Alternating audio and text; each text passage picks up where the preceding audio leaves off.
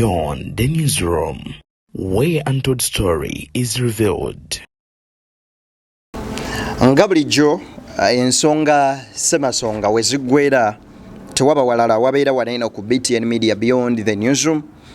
Joel Sennyonyi Bisekezi agenze maaso n'okubeera nga ata akaka ebigambo bingi byagenze maaso n'okubeera nga ayogera kwoteeka kanso Elias Luyimbazi Nalukola. Ensonga za Edi Mutwe zikyagenda maaso n'okubeera nga ziranda. Ye Nalukola agenze maaso n'okuwaabira abantu. Ebuvanjuba nebugwanjuba ewaka wasigalawo ewasinga. Beyond the newsroom gwe mukutu ogukuleetera ekyo ekisinga. Katiranga naffe ng'oyita ku noti 771 44 53 ne noti 744 26 45 na bino bikulu. Tetulanga bafere, tetulanga basawo ba kinnansi n'abagwa mu koowa eryo. Mwebale kutuwagira. Thank you. Abatulugunya bannansi eri munnange Katonda. Olunaku lwaleero nabaddeko ku Eklezia Katolika ng'agenze maaso n'okubeera ng'asaba. Jjukira nti Edi Mutwe ono musajja mu Katoliki. Kaakati yina enteekateeka n'abanene abagenda okubeera ku mukutu gwa X edda ogwali guyitibwa Twitter, era n'ensonga Edi Mutwe yandiviirako oba oliawo Uganda n'ebyokwerinda byayo okugenda maaso n'okukubwamu ebituli. Iyo omubaka wa Busiro East ayagala okutwala entebe yamanyikiddwa nga Lutwama Peter agenze maaso ate naye n'okubaako ebigambo bingi byayogera. Awo wennyini wenkusabira n'obwombeefu obw'ekika ekyawaggulu video gimpere like, bw'egiwa like ojaba onkoze bulungi, video eno ejatambulira ddala etuuke ku buli sekinoomu. Mu ngeri y'emu naawe ali eyo njagala okubeera nga nkusaba nga gwe mulundi gwo ogusosola ba video zaffe ogende maaso n'okuba ng'ompa subscription yo nyinga mukagamba o subscribe then bobo maliriza ogene maaso n'okubeera nga ate onyiga wali eri mukade okaje personalize okateke mu all osobola ofuna notification ku mboozi zonna ate ze tugenda maaso n'okubeera nga tuteekayo ku mukutu guno osobola ogenda mu maaso n'okubanga ozifuna butereevu nnyo nnyini ddala. Katutandikire wano ne kanso Elias Luyimbazi Nalukola. Wuliriza.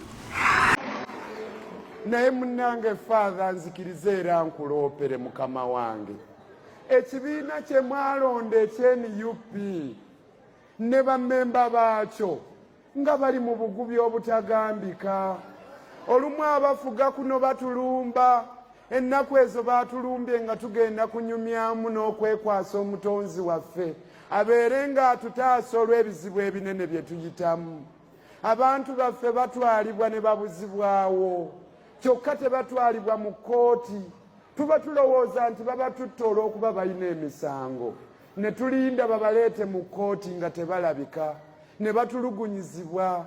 Ate mutabani wa mukulu Museveni mu nsangi zino yagambye nti yayina Edi Mutwe, nti amulina wansi eyo mu basement ewuwe gye yamusibira gy'amutulugunyiza. Bannange Father nsaba n'abakristu mwenna kino eno omanyi bw'otunuulira ishu ya Edi Mutwe ng'ogiraba oyinza ogamba ebyo byabwe bya bufuzi naye tebinkwatako. Oli Edi gwe baatutte nze banange tebinkwatako. Kaakati Nalukola agamba Father abakristu nammwe abantu ba bulijjo kati wano wekituuse ffenna kitukwatako, sikinkwatako kyatuuka wekimukwatirako munnange. Era olugero olugamba nti no one is safe in a sinking boat. Mu lyato erigenda maaso n'okubbira tewabaawo n'omu ali bulungi, kubanga bibeera bya Katonda byokka okubaako kyazza n'ogenda maaso n'okubanga osimattuka. Naye munnange kye biyinza okuggwera nga mwenna ze embuyaga ezikaza engoye. Manyi oli ogamba nti awo waliwo obukadde bubiri. Obukadde buno eno bubiri akamu bwe kajja kegundigalawo nti gundigalawo, buli omu nasigalanyiza munne ne bagaana okuggalawo.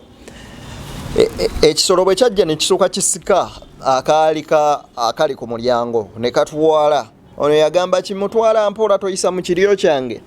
Munnaye bwe kyamala okulya oli ne kidda ne kinona ne kana akasigadde nako ne kikasika era ne kikatwala. Nti tebinkwatako byatuuka oba oli awo we bimukwatirako. So mu mbeera bw'eti ng'egenda bw'eti nga tulina okwekwasa ennyo omutonzi, ekibuuzo kiri nti gwagamba oli safe, oli luddawa? Wano nno abakulembeze waffe bwe tuzasabira nti muddeyo mutunulemu ebyo ebintu bye mwasinga okutunuulira ng'empagi luwagga, mugende maaso n'okuba nga mubiddamu mubitunuulire bwe muti oba oli awo waliwo okekkoona lye twakwata ne lye twaweta lye twali tutalina kuyitamu. Olunaku olwaleero musajja mukulu amanyikiddwa nga George Ssenyonyi Besekezi naye abaddeko ku kkanisa eyo emu mu bitundu by'e Nabweru olunaku olwaleero, era ebigambo bye bibadde biwanvuwanvu naye bw'ati bwagenze maaso n'okwogera.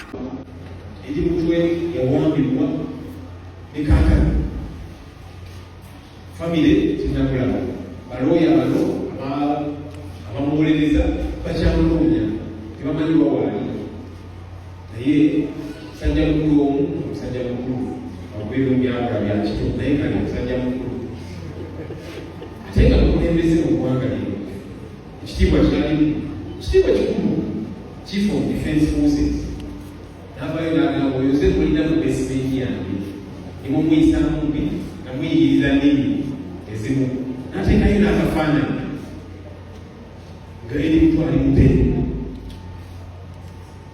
ng'omulaba ayina ebiwu bamukubye ebye eggwanga litulimu olwo nga yanumiranga kye ali muofuse naye akola efuku eryamukika abeera muli n'agamba olwojja mutta ekyakulala ejja kutebako omutwe n'ebirala byonna byonna kati muli kimukolebwako ate nga byonna abikola mu bumenyi bw'amateeka ye ne basanga omwana nga ali wali ayambadde tishaati ekifaananyi kyakyagulani ne bamuyoola ne bamuzaawo kati ono amenya amateeka asuubiza okutta abantu tewali kimukolebwako wabula mwana wa mukulu ebintu bino tulina okubikyusa.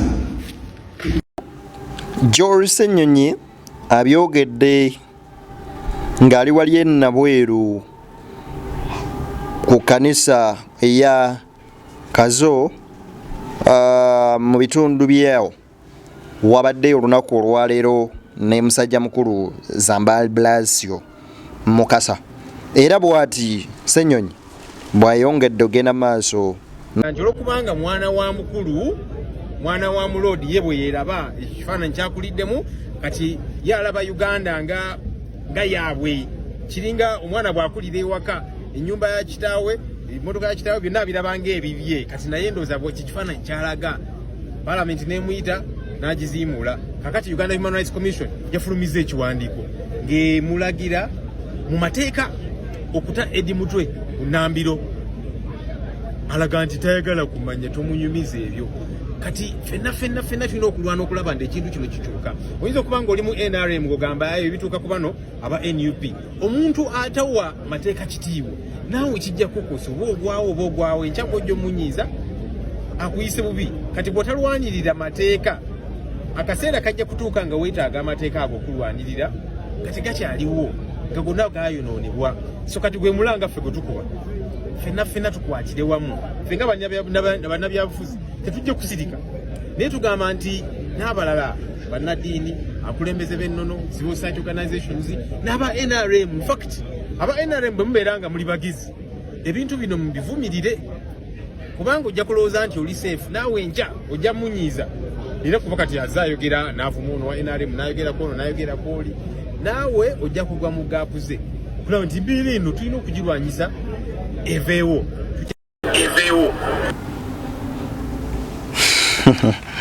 ebigambo bya George Ssenyonyi bye byonno bibadde bikaawumuko nga si biwoomu yadde agamu n'akeddagala oba oli awo naddala eri abo abataagala genda maaso nakubeera nga babiwuliriza. Eri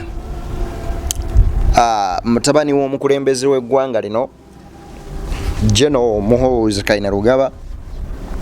nga ne guno gwaka alaga nti Edi Mutwe ke mulina addako keka Bobi nga bwe nagambye nti no one is safe in a sinking boat gwali mu kibiina eri kyolimu oga anze tebinkwatako nnyo ekibuuzo nno kinene naddala ku luuyi olwo oyinza okubeera nga obyebuuza bino byonna we binaggwera wa wennaabandi era noweebuuza nti kiki naddala ekigenda mu maaso n'okubeera nga kiddako. Baganda bange njagala nkuwe ebigambo bya Inginiya Lutwama Peter naye obiwulirize. Ne bwe tunaalonda ba NUP bameka nze ne bwe munnonda ne mulonda ne bannange nga entebe y'obwa president ekyalimu bannakyemalira teri kigenda kukolebwa. Entebe y'obwa president ne bwona londa Lutwama ng'omukulembeze wa parliament mpawo na kimu kigenda kukolebwa. Bino nno bigambo bye byagenze maaso n'okuba nga akozesa. Essaawa eno nga tonnanenya mubakawo oba akoze oba takoze bw'aba opposition sooka weebuuze akolera mu gavumenti ki.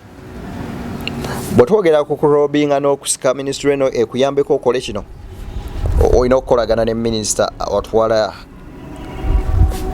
ministry eyo. Excuse me. Buli lwolemererwa okukola ekyo kiba kyerambika butereevu nnyo nnyini ddala nti oba oli awo mpaawo na kimu ky'osobola kubeera nga okola. Obubaka bwe butegeeza ki nti bw'oba owuwa Lutwama akalulu ng'okimanyi wa NUP teekako akalulu ako kawe n'omukulembeze we Robert Kyagulanyi Ssentamu. Bw'oba okawawo NRM nga gweyagala osindika mu parliament kagattireko n'oli naye okamuwe kubanga buli mulimu gyonna egikolebwa gyetaagako omukono gwa gavumenti. Essaawa eno nga bwe tupiininga ababaka baffe olwa service delivery wabula tusabe tupiningeko ne government ne ministries tulabe oba zikoze ekisaana. Nali neebuuza nnyo ebibuuzo nga ne answers sikola ki nga siziina most especially ku ministry ya health ng'ekibuuzo kye neebuuza lwaki tutuuka mu malwaliro ne batugamba eddagala teririiwo ne bali kuwandiikira ogende ku pharmacy wali wansi oligule kyokka ate nga ku ddwaliro awo ngwewamu oluvannyuma lwa weeks 2 oba omwezi ne bakuŋŋaanya ttani z'eddagala ne bazikumako omuliro ne bazookya nga bagamba ligetinze expired ate lino eribeera expired lyo livaawa nga terikozeseddwa. Mwanga Kivumbi yavaayo n'abuuza ekibuuzo kisoboka kitya okubanga pharmacy esinga ekwata ekifo ekisooka mu nnamba emu ng'eri mu luggya lw'eddwaliro ekkulu ery'e-Mulago. Kiki ekitegeeza nga yo bw'otuukayo ekikwaniriza bwe bubaluwa obukuwandiikira ogula eddagala ogende mu maaso n'okubeera ng'ojjanjaba abantu. Kaseera nno kannaku ate kaseera kakulowoozaamu. Bwe tuba tetunnapininga bantu baffe tutunuulire embeera mutabani wa Suderu Rupalelia engeri gye yafuddemu nga bakwata ne bakola bi road block oluguudo balukoledde emyaka almost ena ng'ewantu tewaggwa. Twebuuza mukola biki ebyo emyaka egyo gyonna nga tebiggwa. Budgets ezifuluma ku makya n'olweggulo bw'otunuulira eddwaliro ly'e Lubowa zo nkugambye ziyitiŋŋanye nene guno gwaka teriggwanga.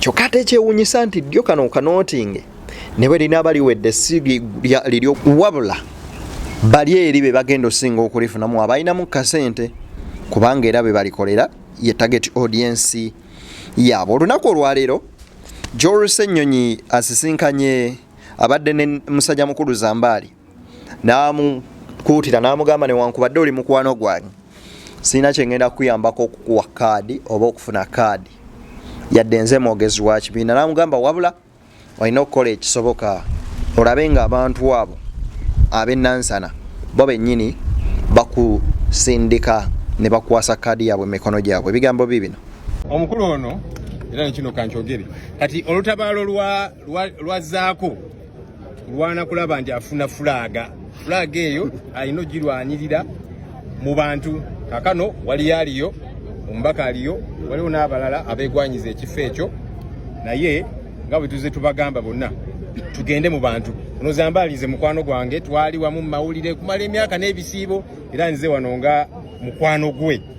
Okay, naye era nga bwe tubagamba tusuubira nti olwokubanga olinayo mukwano gwe omukulembeze, flag eri automatic. Nedda, alina okubeera mu bantu nga bwenzize mulaba, kwatagana n'abantu baffe nga bwenzize mulaba.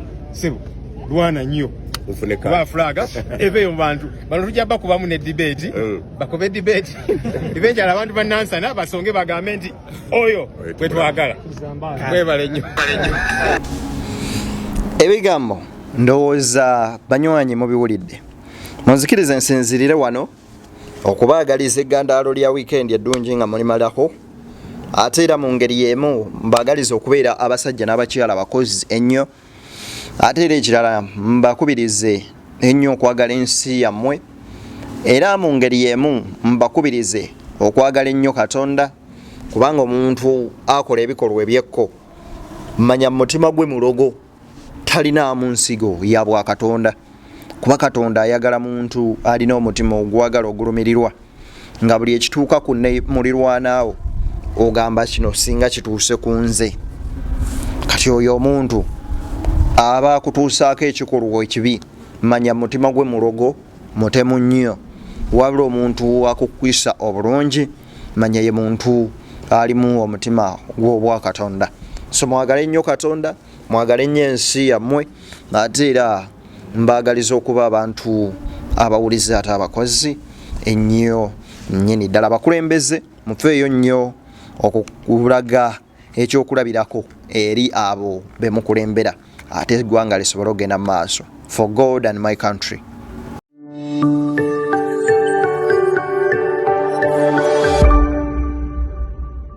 Beyond the newsroom, where untold story is revealed.